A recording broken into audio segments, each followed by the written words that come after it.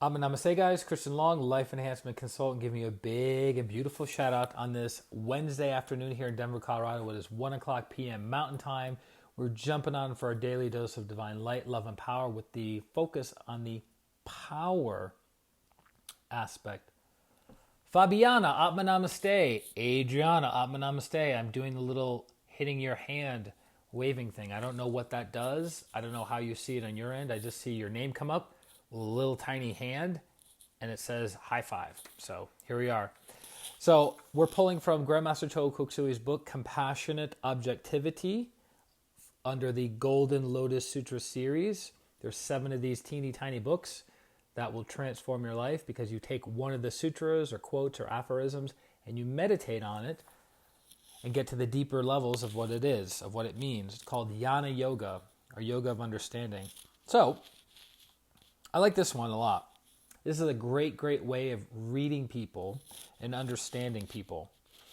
There must be conviction in your words. A person who stands by his word must first see clearly, think clearly, and formulate the plan properly before making a commitment. I'll read that one again. There must be conviction in your words. A person who stands by his word must first see clearly, think clearly, and formulate the plan properly before making a commitment. How many of us have somebody come up to us and say, can you do X, Y, and Z? And we go, yeah, sure, no problem, right? Without thinking through what is going to be required of me? What is the time commitment? What is the money commitment? What is the energy commitment? What is the mental commitment, right? If you're helping somebody solve a problem of some sort. So before you make a commitment to somebody, think through it very, very clearly. And the way that you can tell if somebody is all in or committed after they go through that process and you ask, are you in? And they go, well, kind of, sort of, maybe.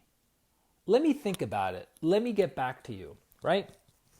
You can tell by how they speak, you can tell what they're thinking by how they're speaking. So if a person has power and conviction, commitment, and they're all in, they're going to speak like that. The power and the energy aspect will be very, very strong with them. So for instance, if somebody was to propose to another person and said, I think I love you.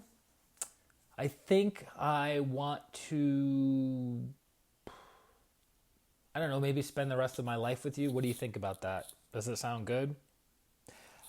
How would that feel on your end if you were the one being proposed to, man or woman? How would you feel? You wouldn't really believe the person. You wouldn't think they've thought through the proposal well enough that they understand what they're getting into and their level of commitment, right? Lavika, namaste. But if the person says, you are the love of my life, I'm all in and I want to spend the rest of my life with you, will you marry me? Right? If you say it with conviction, if you say it with clarity, if you say it with power, if you have thought through it properly, formulated the strategy properly, you're all in, right? So you can really tell where people are at in their lives and how they speak. Some people speak very confidently in their area of expertise, whether at work or at home or a hobby. And then when you take somebody outside of their area of expertise, they're kind of unsure of themselves and they don't know where to go. Now, one of my ninja powers is speaking, Karen, namaste, is speaking extemporaneously. What does that mean? It means that you can give me a topic on almost any subject matter, and I will somehow, some way be able to clearly explain it to you at that level of understanding, at that level of truth of where I'm at, right? But my specialty, my area of expertise is energy healing, meditation, and practical spirituality, which I've dedicated 20 years of my life to. That's my area of expertise, right? That's what I have the most experience in. That's what I have the most knowledge in. That's what I have the most practice in helping other people with, right? So I do my best to stay within my zone of genius. But if you ask me, hey, Christian, can you talk about changing a tire? Because I understand principles and I understand how to communicate things, if you gave me a video on how to change a tire and you gave me 30 minutes on how to watch that video, if I'd never changed a tire in my life before, I could clearly articulate how to change a tire, because I can remember what the person is saying, I can visualize it in my head very clearly, and I can step it down to make it understandable for the masses. That's one of my gifts and one of my ninja powers.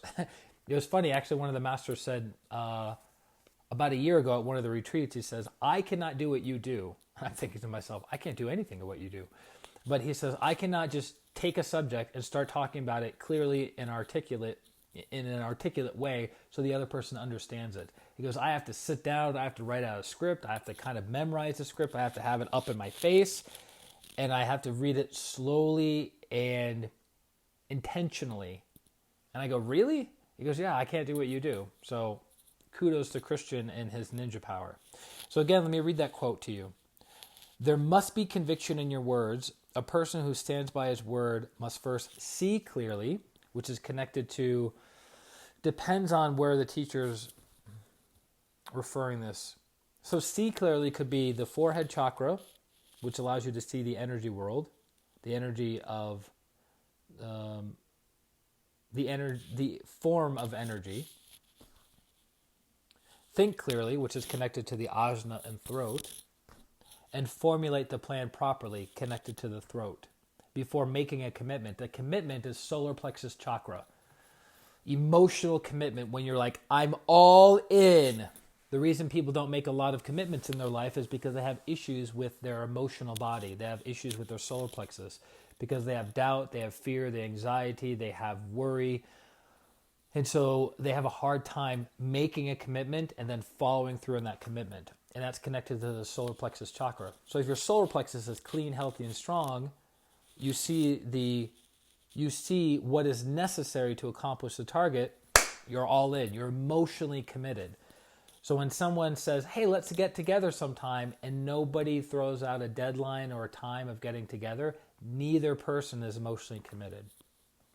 So by doing these daily streams at 8 o'clock a.m. Mountain Time, 1 o'clock p.m. Mountain Time, and 6 o'clock p.m. Mountain Time, that is an emotional commitment that I will show up those 3 times throughout the day, throughout the week, and probably until the end of this month. That is a form of emotional commitment, right? So if somebody says, will you marry me? And the other person says yes, and then goes, when are we getting married? And there is no date to get married, that means there's lack of emotional commitment. If somebody says, I want to start a business, and you go, great, when are you starting that business? And they have no date or no deadline, they lack emotional commitment of starting that business. Right? If somebody says, I'm going to work out at the gym and lose 20 pounds, great, when are you going to start working out at the gym and losing the 20 pounds? I don't know. So they lack emotional commitment. So that's a function of the will or power aspect within each and every one of us that we have to develop. We have to grow. We have to nurture that quality. And then one of the best ways of nurturing the will aspect is through the physical body. So when you do things with your physical body, that is a function of will. It's developing the will aspect. So when you go to the gym and work out 4 or 5 days a week, or you do yoga 4 or 5 days a week, or you do Pilates 4 or 5 days a week, or you do running 4 or 5 days a week, or in my case, rollerblading 4 or 5 days a week, you are exercising will within your body. And that will applies to your emotional life and your mental life. So a great way of developing your will is through the physical body. So Malvika says, how do we commit to what we want to do? Going back to the quote, there must be conviction in your words. A person who stands by his word must first see clearly, think clearly, and formulate this plan properly. So you said, how do we commit to what we want to do? Well, what do you want to do? Right? So you have to fill in the details of what you want to do. I want to start a business. Okay, great. What kind of business? What kind of customers do you want to work with? What's your price point? How are you going to market? Blah, blah, blah, blah, blah, blah, blah. All these things, filling in the details. Then you say, is that something I want to commit to? Yes, and you move forward. No, you go back and you replan your strategy, right? As in quickly, but with a good will. So Master Chola says, one of the ways to overcome fear is asking yourself, if this is the right thing to do, do it. So if whatever thing you want to do is the right thing to do, Kriya Namaste, do it, And that's it. Is meditating daily the right thing to do? Yes, then do it. Is starting a business like this, like I can start a business that heals other people, the right thing to do. Or I can start a business that pollutes the environment and is only for profit. Maybe not the right thing to do, right? So you have to see it clearly, right? Let's double check here. You have to see clearly, think clearly, and formulate the plan properly before making a commitment, which is a solar plexus.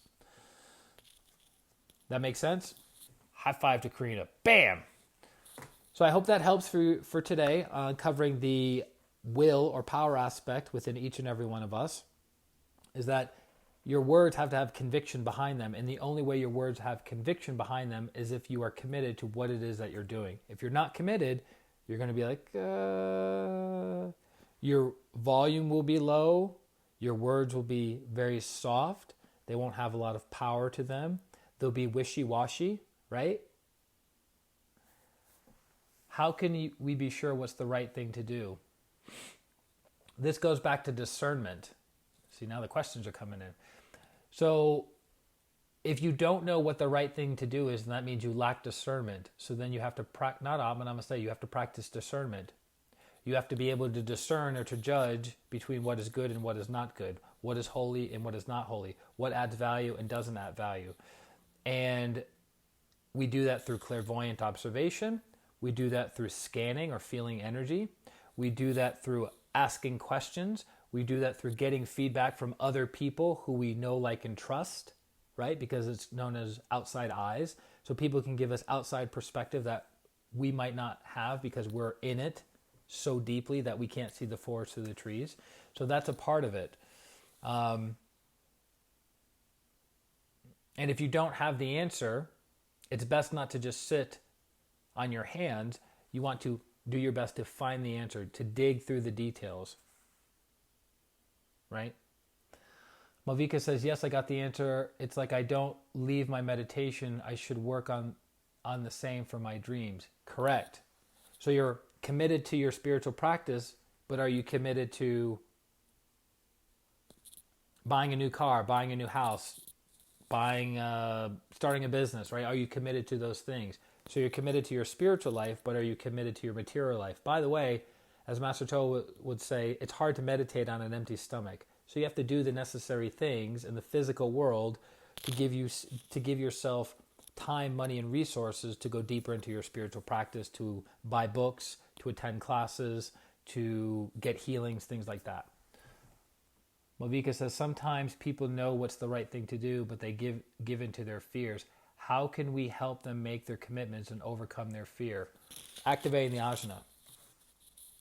Because the ajna is connected to the higher will. The ajna is connected to the higher soul. So if somebody is afraid of doing the right thing, you activate the ajna. This sends a signal to the other chakras and says, yo, wake up. We have something to do that's important, and we can't let our fear, our doubt, our insecurities, our lack of certainty get in the way of that. So the ajna is very, very, very important. CEOs, executives, or great leaders in any industry have very strong ajna chakras. Yes, they feel fear. Elon Musk, his net worth is $29.5 billion. And he says, I have fear, but what overrides my fear is my drive. The drive is the drive of the higher soul pushing him to keep going because he has connection to his higher soul. He has clarity on what he's trying to accomplish, right? So he sees clearly, thinks clearly, and works the plan properly, and then he moves forward, regardless of his fear. And he goes, I wish I didn't have as much fear as I did, but his drive overrides his fear. Make sense? So I hope that helps. I didn't want to run too late over. We typically keep these streams of daily doses to 5 to 10 minutes. We're a little bit over today. We've been over the past couple times. Have you noticed that? You guys are looking for energy. You're looking for strengthening your connection to your higher self. Speaking of, below this video, if you're watching this on Facebook, is the weekly Twin Hearts meditation. So if you want more insight, more nurturing, more energy, go below this video if you're watching it live on Facebook and look for the weekly Twin Hearts meditation. I look forward, or weekly Twin Hearts newsletter, sorry. I look forward to connecting with you guys very soon. If you need healing, reach out to me directly at ChristianRLong.com. He's talking so fast.